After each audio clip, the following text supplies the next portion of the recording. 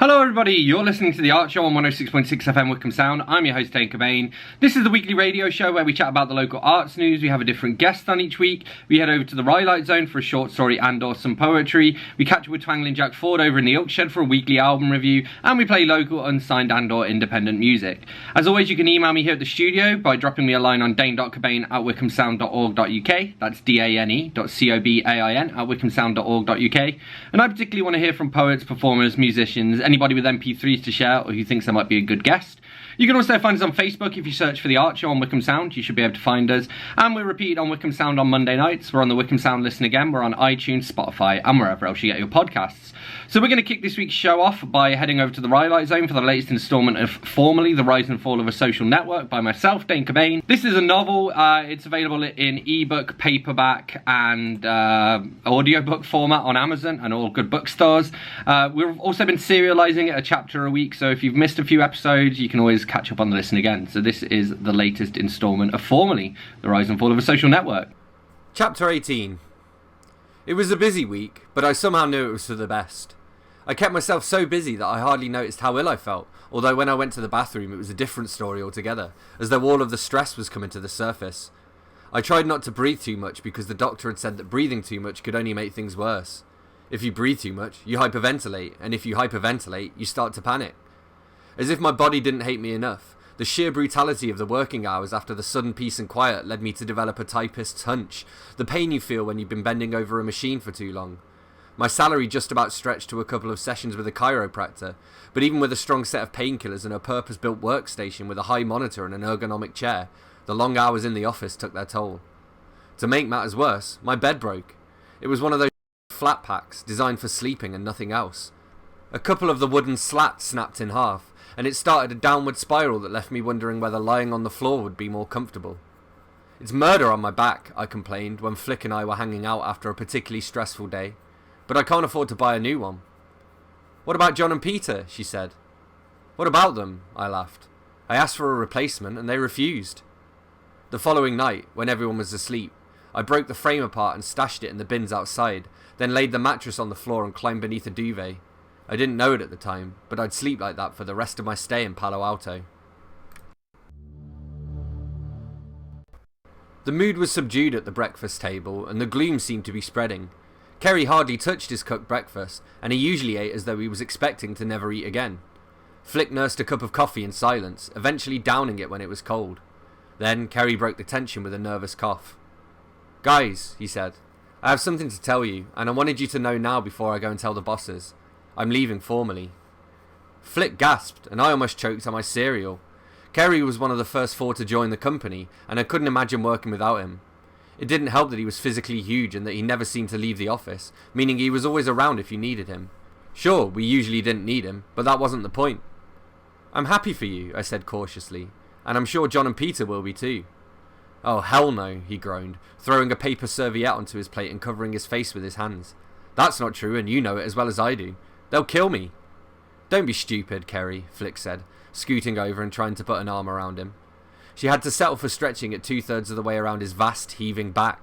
I'd seen Kerry face off against 6-foot skinheads in bars, but John and Peter had got him as scared and repentant as a dog that's torn apart a living room. "You'll be fine. We'll make sure of it, right, guys?" Nobody moved. We had a sixth sense for trouble, and it seemed prudent to stay stum, especially because John and Peter had sidled over to the table. John started to clap slowly. The sound echoed eerily around the quiet kitchen. "Fantastic performance," John said, breaking the silence with a sense of lingering finality. "And when exactly were you going to come and talk to us, Kerry?" The videographer said nothing. He just sat there, clearly shaken and unable to continue eating.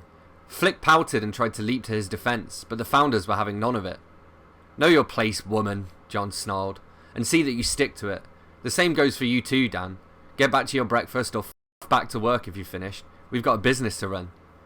I got up first, and Flick and Kerry soon followed. When Peter saw him standing, however, he decided it was time to say something.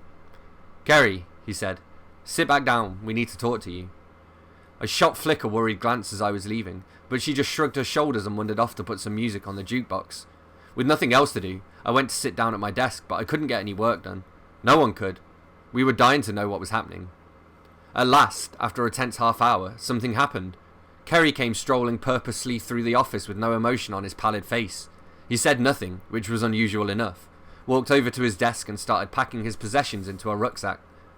"I'll send a van to get the rest of my stuff," he announced. "It's been fun, guys. Good luck with formally. You're gonna need it." That week seemed to drag on and to rush by simultaneously. The loss of Kerry left a gap in the atmosphere, and it was taking some serious getting used to. As for Flick, my relationship with her was strained at best. When bad luck strikes, it seldom strikes once, and when it came to formally, bad luck was like a plague from a vengeful god. Flick took the call with the bad news, then took me aside and passed it on to me. I took a couple of moments to compose myself, and then I used my limited authority to call an immediate all-hands team meeting. "Glad you could all make it," I began. The room could barely contain all of the faces, most of which were relatively new to me. I realised that, despite a couple of high-profile departures, the company was still growing at an alarming rate. "Now, I don't mean to cause a panic," I began, "but we have a situation, one which threatens the entire company with a wave of controversy. I hope you folks can handle it." "Get to the point, damn." Okay, I said. "Here's the deal. Kerry's mum just called. She asked me to pass a message on. Kerry had a heart attack." Kerry's condition was stable, and John stopped me from rushing straight over like I wanted to. He let Flick leave early though, and she kept me up to date throughout the afternoon. By knocking off time at 6 PM, Kerry's condition was improving. When I actually finished work at 7:30, I booked a taxi and promised the driver an extra $10 if he got me to the hospital by 8. He pulled up in an ambulance bay at 7:55, and I gave him his bonus as promised, before legging it through the hospital at random. It was a doomed mission, as I'd always known it would be. They weren't letting anyone in after 8, and it was 1:15 by the time that I found the ward. Flick called me over as I walked past the waiting room. She was the only one left in there, biting her fingernails to the quick as she stared at the doorway, at the face of every stranger who walked past until I came into view. "It's too late," she said, hugging me frostily and gesturing for me to sit down. I ignored her and stayed on my feet. I held them off for as long as I could, but they said you'll have to come back in the morning. He needs his sleep. He keeps drifting in and out of consciousness. "I want to see him," I insisted stubbornly. I tried talking to one of the nurses, pleading my case and even pretending to be his brother. It didn't work, but they did take down my details and promised to call me if his condition changed. Kerry's heart attack had hit me hard. It brought back memories of Abby's death and his subsequent send-off in North London. It was all too much for me, and I collapsed onto Flick's shoulder, chest heaving with tears that wouldn't come out. Sleep didn't come to me that evening, and the following day was a blur of bleak despair. I still couldn't get anything, but John wouldn't let me take the day off, and so I did my best to crack on with the code that I was meant to be working on. Bad news struck again that evening. The darkest news always seems to come at night. The hospital called while I was dozing in and out of consciousness with comedy on my laptop. They had an update about Kerry's condition. It wasn't good. I cried. Then I found Flick and told her what she'd been hoping no one would ever tell her. Misery loves company, and all that we had was each other. I started sobbing again, and the two of us cried ourselves to sleep in each other's arms. That was the latest instalment of Formerly the Rise and Fall of a Social Network by myself, Dane Cobain, for this week's entry into the Rhylight Zone. You're listening to The Art Show on 106.6 FM Wycombe Sound, and this is Jazz Dillon with Patience.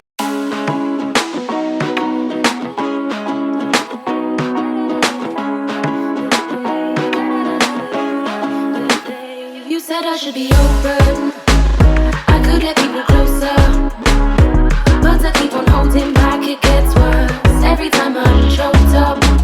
And when I get my hopes up, it isn't worth the trying. Looking at it closer, always seems to show up that you are a liar.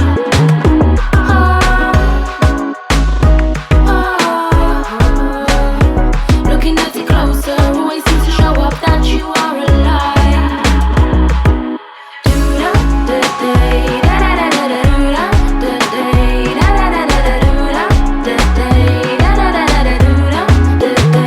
You want me to be patient, got me like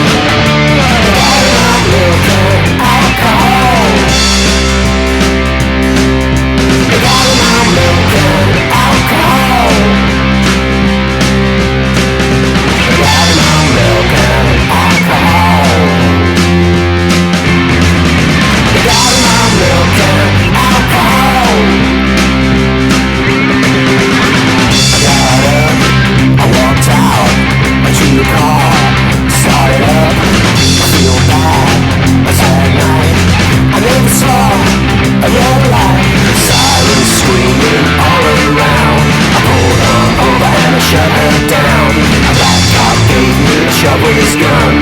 Sit up against the wall, son, and don't you run. They got me on milk and alcohol. They got me on milk and alcohol. Come on.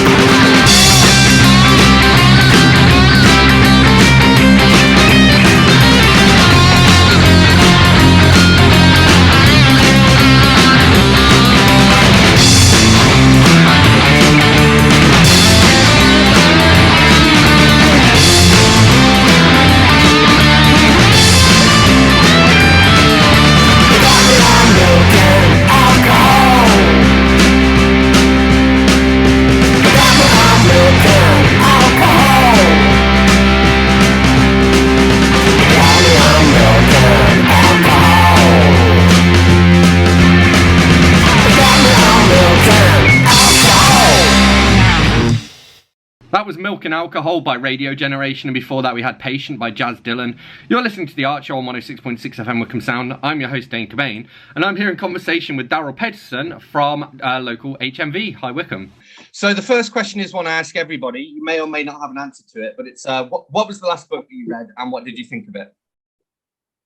So I'm not the quickest of readers, but I am very slowly working my way through the Discworld books by Terry Pratchett. Okay, yeah, good shout. So at the moment I'm reading Reaper Man, which I love.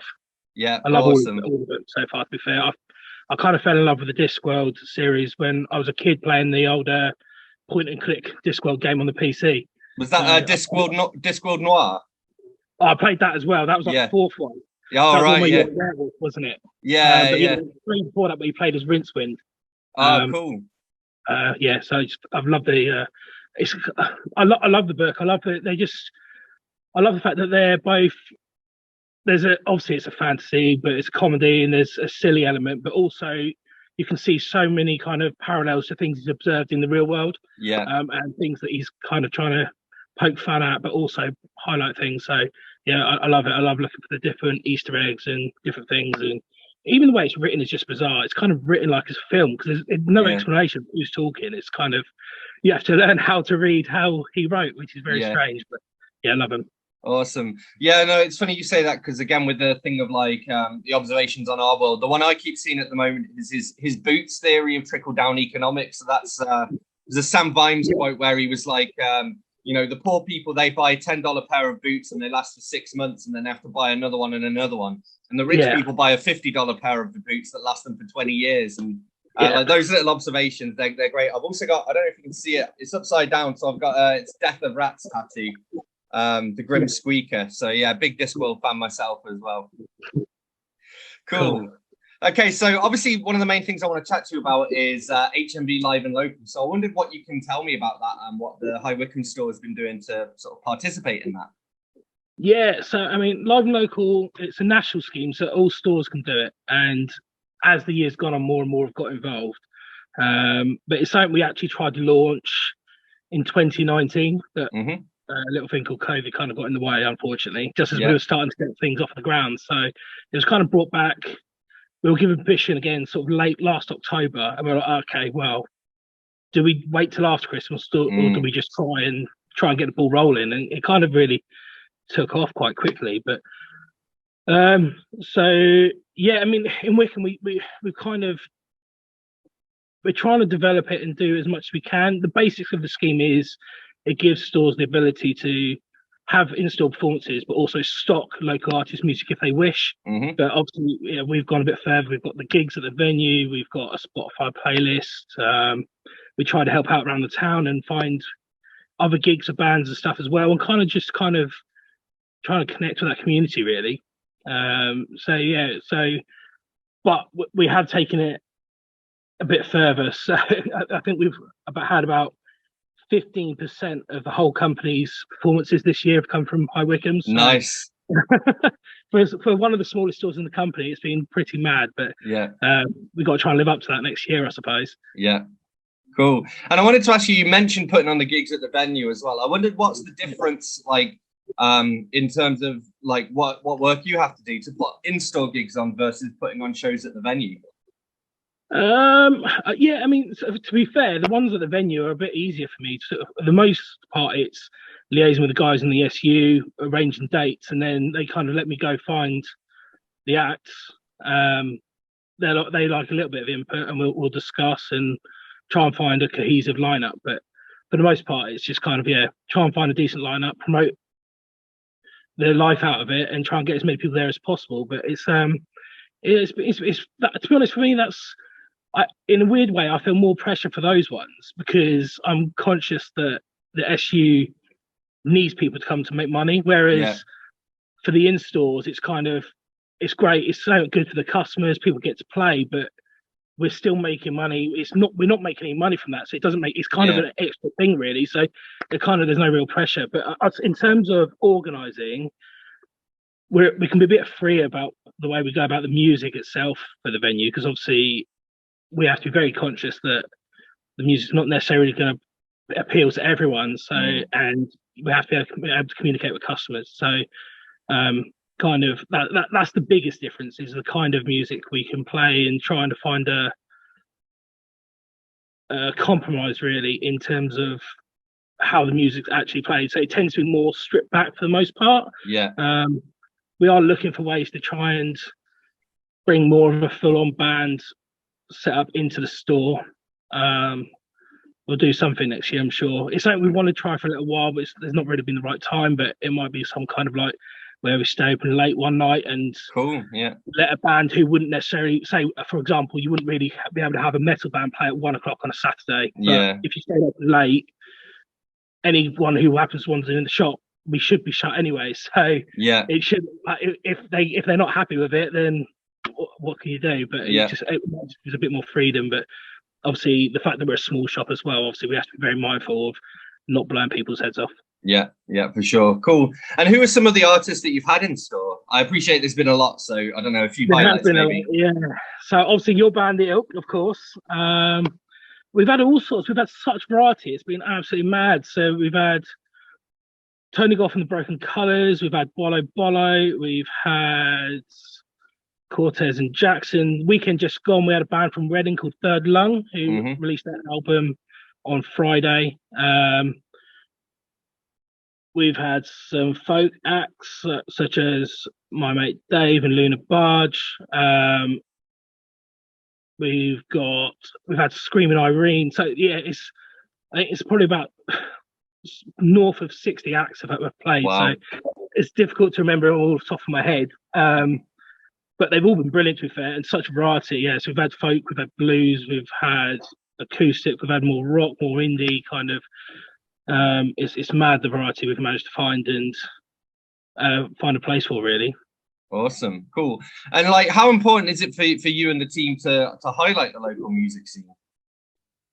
It's massive. It's effectively it does several things. One, it gives our customers something different. So they come in and they're, what's going on? Why is there music? It's something they've not got used to seeing. It used to happen all the time, but these days not so much. So that's important. It obviously gives bands an opportunity, but as much as anything, it gives us more of a connection with our local community, really, because that's something that was kind of lost over a long period of time. Like when you become when you're a big chain, you're kind of, it's difficult to kind of stay in touch. And it's one thing when we were bought out in 2019, it's one thing the new owner wanted. He wanted us to be more in touch with the community, whether it be social media and live and local and these kinds of things. And kind of, obviously we're still a chain, and you'll walk into any HMV and there'll be similarities, but we should hopefully have slightly more of our own identity, personality, and a bit more flexibility. And like I said, the ability to interact and do things that are a bit different and entertaining, hopefully. And that's something I kind of wanted to ask you about, was like how much autonomy you're given by head office. But I guess you've kind of covered that to an extent. But yeah, they're quite supportive of you doing your own thing. Yes, absolutely. And to be fair, they're quite good. Particularly if someone, obviously we're given the stock we're given. So there's only so much you can do, but they're also conscious that not every store is the same. So there's only so much. Particularly our biggest issue is the size of the store and trying to fit everything in and find a home. So that we're given a guide of how everything is supposed to go, where it's supposed to go, and what kinds of space, but you don't necessarily have all that stock at that right time. So it's kind of trying to find what works best for you, fit everything in. So yeah, they're quite happy for you to be flexible as long as obviously you're making money as well. I mean, if you're making loads of mad decisions and you're losing money hand over fist, then they'll probably take a dim view. But they're quite good at also. It's one of the things they've opened with all the new stores they're opening. They're giving them much more license to try things, and then the things they work, they will go, okay, other stores, do you want to have a look at this? Is this something you could incorporate and stuff like that? So yeah, they're very much. If you went back sort of 5, 6, 7 years, it was very much a no. This is what your shop needs to look like. That's not the case anymore. We're given much more freedom to, as much as anything, put the team's personality on the shop. Yeah, and I think that's something you do quite well. And actually, that brings me on to, and you mentioned social media before. So I follow the HMV, HMV High Wycombe TikTok account, and I think that's one in particular where your team's sort of personality comes through. I wondered who runs that. Well, who runs your social media in general, and who runs your TikTok? It's a team effort. So one of the things, so some stores they will have one person does everything, but from our point of view, or my point of view, is I want it to be a reflection of the whole team as much as possible. So obviously some people are more involved in TikTok than others. So I'd say the person who does the TikTok the most is Hannah, but we all try to get involved. There's probably about 11 of us working at the moment. I'd say at least 7 or 8 of us do post on TikTok. We don't get in the videos quite as much as she does, and don't get quite as much traction. But we all give it a go. We get involved, and I think it's also important from that point of view is if one person posting all the time, you're only getting that personality and that person's interest. Whereas if we're all posting, you'll get a flavour of everything that's going on and everything we're into, hopefully. And that's the same across all the social media, Twitter, Instagram. It's a team effort. You're listening to The Art Show on 106.6 FM Wycombe Sound. I'm your host, Dane Cobain. I'm here in conversation with Daryl Paterson from HMV. And this is John C. Buttigieg with Ocean.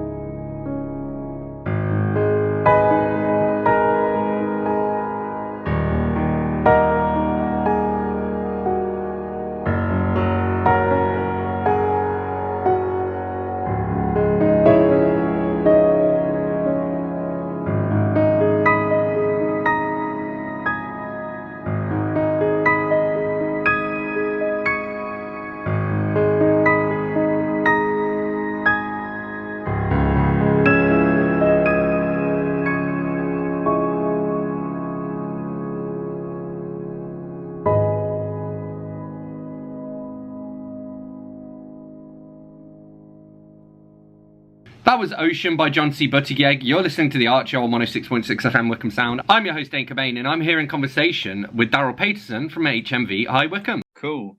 And so you're obviously this is going to be on the radio, so people won't be able to see this, but you're standing in front of the Live and Local stand at the moment, where you're stocking local artists in store. And I wondered if you could give a shout out to some of the local artist music that you've got in stock at the moment that people can come along and buy. Yeah, I mean, I'll try and remember them all, because there's some on the other side as well. So we've got Toby Stubbs, Bolo Bolo, Screaming Irene, Luna Barge, Umar Ara, Sepia Tone Folk Collective. We've also got a band called The Cut, Rough Dog Elliot, who kind of splits his time between Wycombe and the Southwest, Tony Goff and the Broken Colours. Then we've also, around the other side, we've got Frank Salul, Amwen. We have got... Oh, this is embarrassing. A bunch. Yeah. A bunch. There's so many. And I'm so grateful that they've wanted to get involved and sell their CDs, but there's so many. Well, we don't want to. I was going to say we don't want to list them all, because we want to give people some reason to come in store and check out as well. Yeah, absolutely. Yeah, I mean that's only half of it. So there's another half on the other side. So. And it's like I said there before, there's such variety. We've got Celtic harp around there, we've got punk, we've got indie, we've got rock, we've got folk. There's so much variety, it's mad. Yeah. And who knew that not only is there so much talent, but the fact that it's so varied as well. Yeah, is baffling, because I'm from Basingstoke, and of course there's people in bands and stuff, but nothing to this extent around as like you've got around here. So yeah. Awesome. Cool. And like if people want to get involved, either to do it in store or to get their music stocked, how do they get involved? Either pop in and talk to us, any of the team, or just contact us on any of the social media platforms. Just drop us a message. And we'll go from there, really. We're willing to talk to everyone, look at all sorts of things. There's more we can do. An in-store might necessarily suit everyone, but we will set, like I said before, we're looking to look at ways we can incorporate more who might think they can't necessarily play, because I want everyone to get an opportunity, because it's cool, it's different, everyone who does it loves it, and it's a different atmosphere. It's not something you get to do very often, but even if they can't and it doesn't work, just get in touch anyway, because like I said, we do help out with other gigs. We are making more contacts, and so for example we've helped find acts to play before games at Wycombe Wanderers and things like that, and obviously the gigs at the venue as well. So the more people we're in contact with, if someone asks me, I'm looking for a band, if I've not spoken to them, how can I help both the person looking for the act and also the act itself? Awesome. Cool. And so I kind of talked to you about this a little bit over email. So because it's kind of getting towards the end of the year, and obviously when this goes out, it will be the end of the year. So you're kind of winding things down at the moment, but I think you're already looking ahead to 2023, right? So can you tell us a little bit about what you've got planned for next year? Well, we'll see. So this year, by the end of November, we've got no more in-stores this year. We've got one more gig at the venue, and we'll have had, by the end of that gig, something like 82 live performances, either in-store or at the venue. Or obviously we took part in Eden's Big Day Out as well. So I've set the guys a target of next year having 100. Nice. So we'll see. I mean, I would love to try and potentially see if we can do something for Frog Fest as well. I think that'd be pretty cool. But this year has been such a learning curve from this point of view, so I have no idea what next year is going to bring. But we're just going to take what we've learned this year and try and build on that, really, and try to do more and bigger and hopefully better and more variety, hopefully. Awesome. And so this is a question that I've asked a lot of people, because I think it's interesting to get people's point of view on it. What role do you think music, and live music in particular, kind of has to play in a post-COVID world as we're all kind of reopening back up and getting used to life again? I mean, it's an interesting one, because obviously, particularly from our point of view, a lot of retailers are struggling, where we've been quite fortunate that, I don't know if people have necessarily, maybe they've rediscovered their love for music, or it's more they can't go out as much because of the cost. I don't know, but I think it's very important, and I think it's also important that we're not pricing people out, and we're trying to make it as reasonable as possible. End of the day, it is entertainment, it is fun, it's supposed to be for everyone. It shouldn't be just the rich kids go and watch. I won't name drop any bands, but some of the prices out there are absolutely ridiculous. And I know it's a different world to what it was 20, 30, 40 years ago for musicians, but there's got to be a middle ground. You can't just keep, you need to, it needs to be, music should be for all. Yeah, agreed on that one. Yeah, and I can think of a few bands. I can think of a few bands myself who I could name there as well. And well, funnily enough, I saw in the news, and I'm not a fan of him, but or a particular fan of him. But Peter Kay's announced a new tour, and he's promised. Really? He's promised he's going to make sure his ticket prices are the same they were last time round, which was like 2010 or something. Which I think is like a really nice gesture. And he's saying that's because of the cost of living. Like everyone wants him to charge like £80-90 a ticket, and he's like, no, I'm going to keep it at, I think it was like £25. So it's still not like cheap. It's still not a cheap night out, but it's an affordable night out, you know. Yeah, exactly. Yeah. And to be honest, half the time it's not even necessarily the acts or the publishers themselves. It's the websites they use are just looking for ways. And as soon as something becomes popular, they're just jacking the price up. Sometimes between when they click on the ticket and when they get to the car, it's tripled in price. And you're like, that can't be right. That can't be right. That's crazy. Cool. Okay, only a few more questions I want to ask you. One of them I want to ask, like, what's the best bit of feedback you've had from people for the live and local shows so far? I mean, I've heard nothing but positive feedback. So I've had so many people, whether they've just been passing by and were surprised to see a band, that have commented and been happy to see it. And I think it's just been nice. I mean, I think some of the best feedback I've had is from the people who've actually played. They've been so excited to play and loved every minute of it, and seeing them take photos with each other outside the shop and stuff like that. So I don't think there's been necessarily one kind of bit of feedback which has gone, wow, that was incredible. But there's been lots of great moments and lots of positive feedback. It's been absolutely brilliant. And to be honest, there was a time earlier in the year where we were finding it difficult, and it was a real slog to try and get it off the ground. But just that little bit of kind of interaction and feedback and recognition that people were enjoying it really kind of spurred us on to go, actually, this is worth it. Yeah. Awesome. Cool. And I wonder, do you notice like an uptick in visitors or sales during the in-store shows, or even like time spent in store, anything like that? It's difficult to know for sure. What I would say is because obviously patterns change all the time, and it really varies. But I would say for the most part, yes, you do get an increase of. You certainly get more people popping in and going, "What's going on here?" Whether they all necessarily buy, no, but a lot will. Some don't, but that's fine too. Cool. As long as they know we're here. And it might make them remember that we're here. That's it, yeah. And really,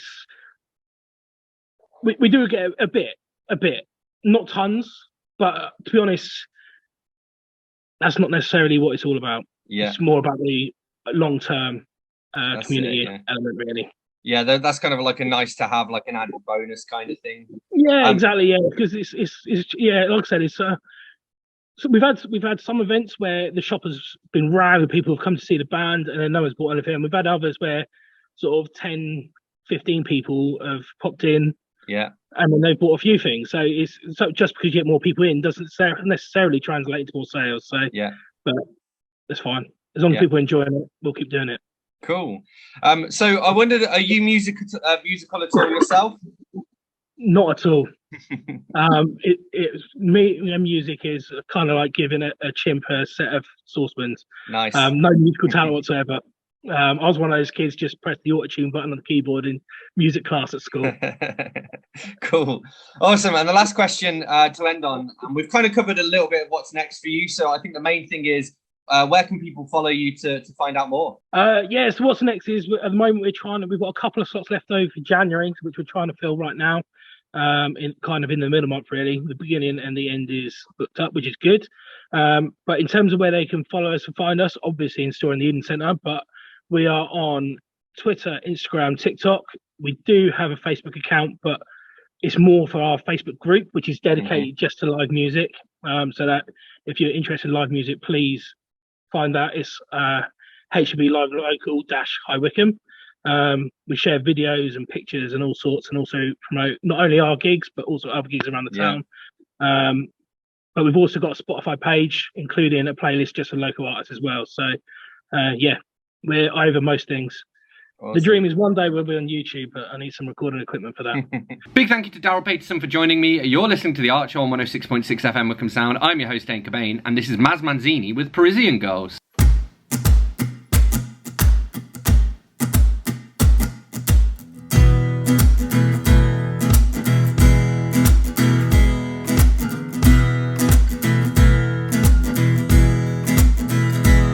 September sun beats down the road, slowly walking by in front of you.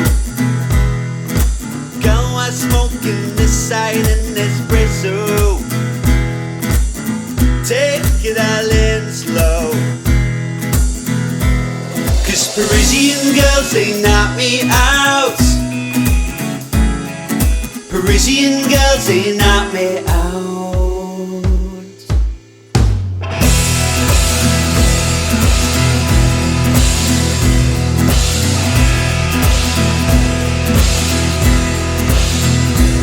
In the narrow streets of Saint Michel, the city's beating heart is alive and well, running up taps of Beaujolais. I find myself a mademoiselle who wants to play, 'cause Parisian girls, they knock me out.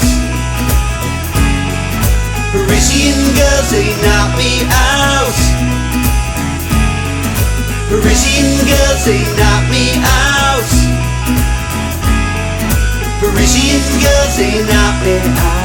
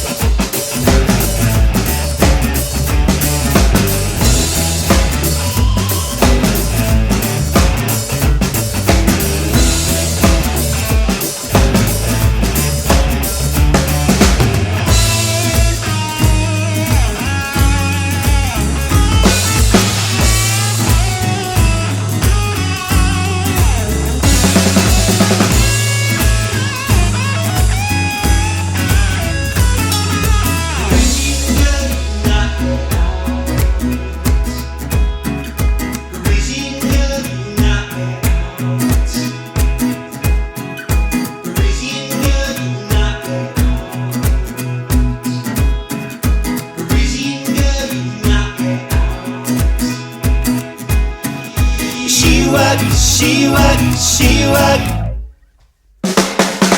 Parisian girls, they knock me out. Parisian girls, they knock me out. Parisian girls, they knock me out. Parisian girls, they knock me out.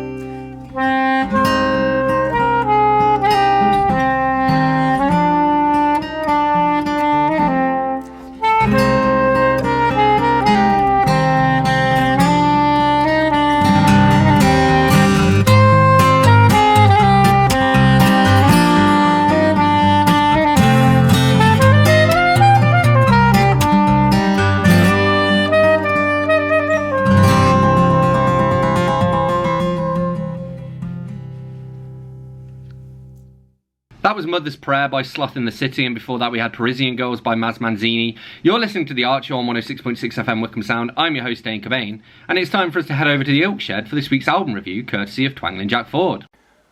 Ozibisa, the very best of Ozibisa. Ozibisa started out as an albums band, and the first album started with a speech. It went, Ozibisa, crisscross rhythms that explode with happiness. In the early 70s, rock music was taking in ideas from all over the place, and British rock fans would give anything a go. Ravi Shankar, Burundi drummers on a Flake advert, everything apart from reggae, and that was because reggae was still seen as skinhead music. Rock fans did not get reggae till an astute producer put lead guitar on a Bob Marley album. Lead guitar is like ketchup to rock fans. It makes all kinds of musical flavours palatable to them. Ozibisa had lead guitar, and they had the album cover art of Roger Dean, famous for the Yes album covers. The stylised jungle themes with flying elephants must have caught the attention of those looking for something progressive. Ozibisa had shared stages with the likes of Pink Floyd and shared a management company with Uriah Heep. Their early records were produced by Tony Visconti, who also worked with Bolan and Bowie, a man who knew the magic that came from hard panning the congas. They were a mixture of African and West Indian musicians, and the music at first glance appeared to be totally different to anything else at the time. But on closer inspection you would find the guitar and percussion of Santana, the horn riffs and chanting of Sly and the Family Stone and Dr. John, the flute of Jethro Tull, and the jagged jazz keyboard of Miles Davis's Bitches Brew period. They appeared on TV on arts and rock shows, but then they turned from being an Afro jazz rock fusion act into a commercial disco funk singles band that had hits with songs like Sunshine Day and Dance the Body Music. And then they appeared on TV shows like Top of the Pops. I remember watching the Nelson Mandela concert, and someone sang a song that I knew I had heard before, but I couldn't think from where. The singer may have been Miriam Makeba. The tune stuck in my head, as did the inspiring lyric. I loved that song, but there was no Google to help me find it. Imagine my delight when it turned up on this CD. I must have known it is an Ozibisa song and probably knew it was covered by Art Garfunkel, but though it has a very simple English lyric, it is titled Woyaya, which is not a word you would think of putting in a search engine even if you had one. But I've always known it was the title of their second album. I bought this CD because in the early 80s my band used to hire out our PA system, and we worked with a number of African jazz bands, including one led by a man called Spartacus, who was the original bass player in Ozibisa. His band did not wear robes but dressed in either black or in combat gear with berets. Some were South Africans fighting apartheid. It made our whinging about Thatcher look very much like a first world problem. I was being exposed to Afrobeat, Afrojazz and highlife, and I wondered why no one was exploiting a potentially very commercial music. Then we got Adam and the Ants, Bow Wow Wow, Peter Gabriel's Biko and Womad, Paul Simon's Graceland, and The Lion King. Before The Lion King there was a big West End musical called Ippy Tomby, and Ozibisa had a hit with an upbeat, uplifting and joyous song from that show called The Warrior. Pop radio stations were blaring out the chant Osa Osa Ozibisa. There were some sad attempts at further chart success, like a version of the Coffee song and some disco funk covers. They did a version of the African National Congress anthem, Nkosi Sikelele Africa, which is such a great tune that it held up quite well under the synth-based production with lead guitar and rapping. The only time I saw Ozibisa, they were brought on the last day of the Reading Festival after the headline act to play to the departing throng. It was cold and wet, but I stayed because in my book they were legends. Ozibisa, the very best of Ozibisa. Big thank you to Twangling Jack Ford for this week's album review. Thank you to Daryl Paterson from HMV High Wycombe for joining me as this week's guest. Thank you to everyone whose music I've shared. As always, you can reach out to me here at the studio by dropping me a line on dane.cobain@wycombesound.org.uk. That's dane.cobain@wycombesound.org.uk. You can find us on Facebook if you search for The Art Show on Wycombe Sound, and we're repeated on Wycombe Sound on Monday nights on the Wycombe Sound Listen Again. We're on iTunes, Spotify, and wherever else you get your podcasts. So I'm going to leave you with one last tune, and this is the incredible Kick Goff with Fire. I'll catch you next week.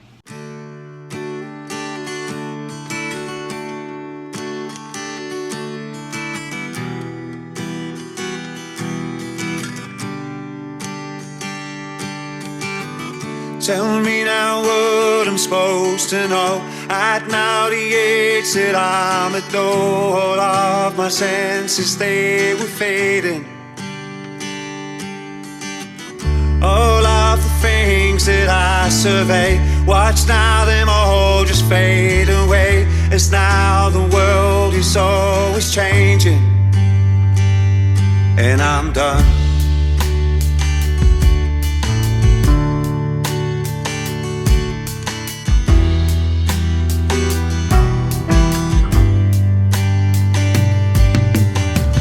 As I would sit and contemplate, am I just a little late for all the things that I was dreaming?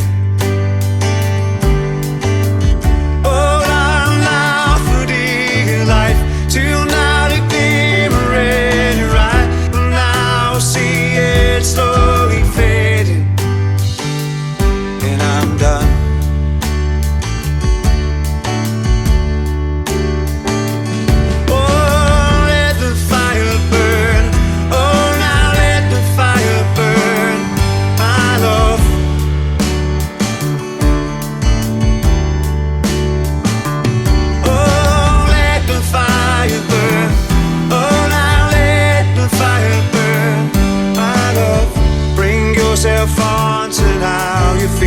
Success or failure is so sweet compared